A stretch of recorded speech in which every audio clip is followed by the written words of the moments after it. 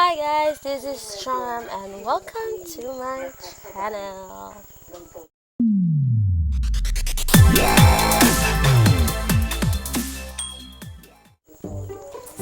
So for today's vlog, gabi na pala.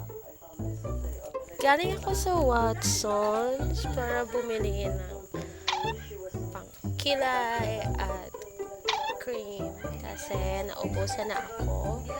So I usually used Careline. Yes. Mahilig ako sa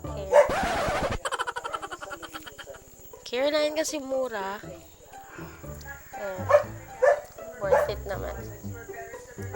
So, sabi nila para sa skin ko is fresh.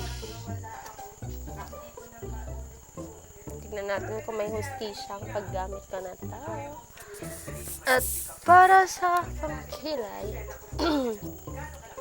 I ended up buying Brunette kasi wala lang silang stock ng mas lighter one ito.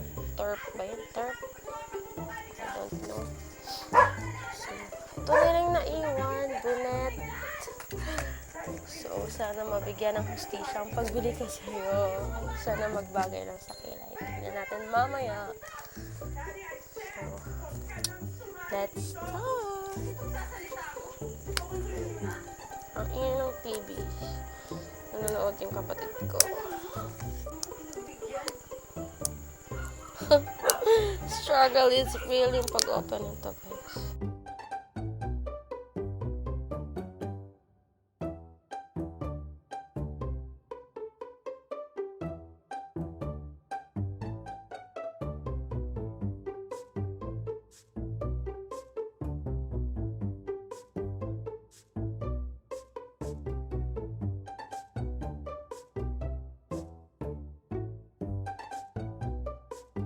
Pag pumupunta ko sa work, ayoko yung tagal talaga ako sa salamin, harap ng salamin ka. Cream, pulbos, press, powder, at saka pangkilay, okay na. Ganito ako pag pumunta sa work.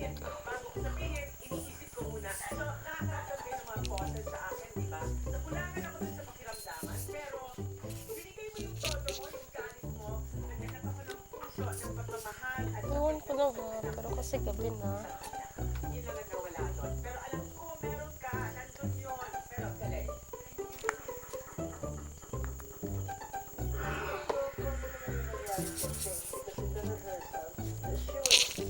Tsaka wala pa akong lightnings.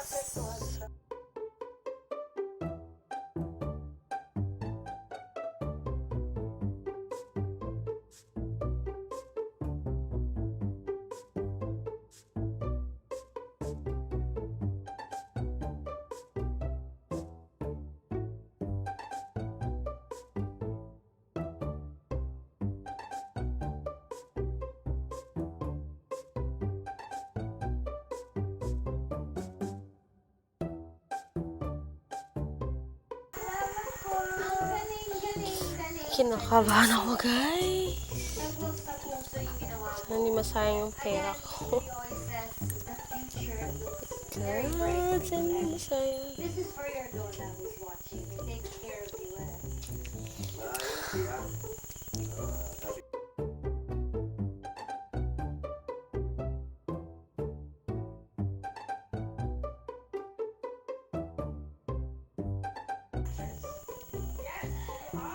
Pero maganda kasi yung quality ng Careline na ay pang brow kasi aside sa matagal siyang maubos, mas madali yung pagdodraw mo. Kasi nga parang pencil din siya. Tsaka yung tulis niya kasi. Yeah. Unlike dun sa mga pencil na liner. And may brush din siya.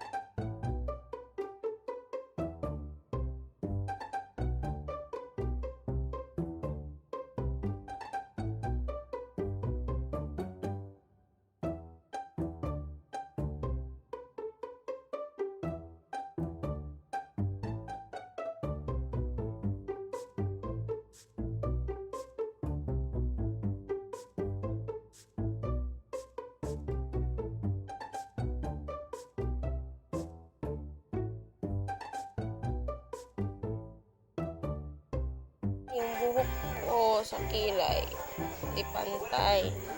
Dito mas makapal, dito hindi. So, kailangan ko i-dark yung pencil sa kabila. So, aside dito guys, tapos marami akong rituals pagdating sa pagkikilay. Wait lang. Yan!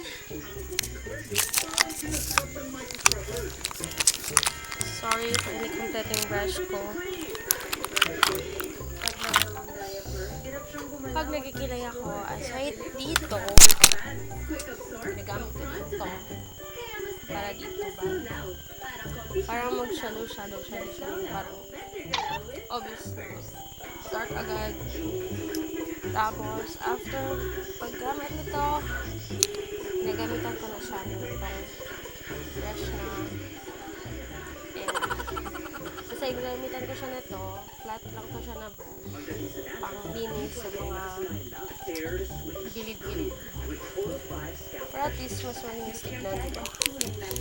Hindi naman ako ganun ka-expert. At least, malinis yung kilay ko. So, see?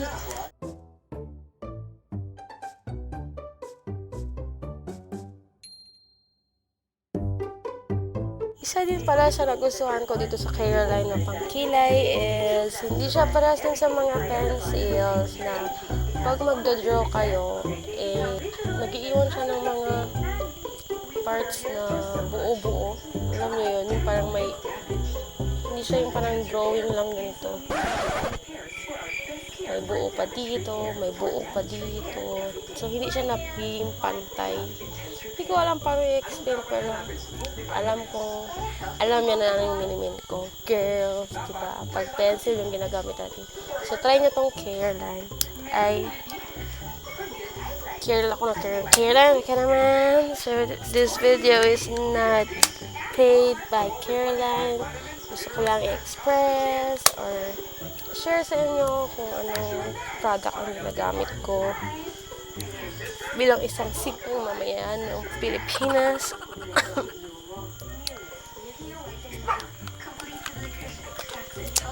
And gusto siya. Oh! Sorry!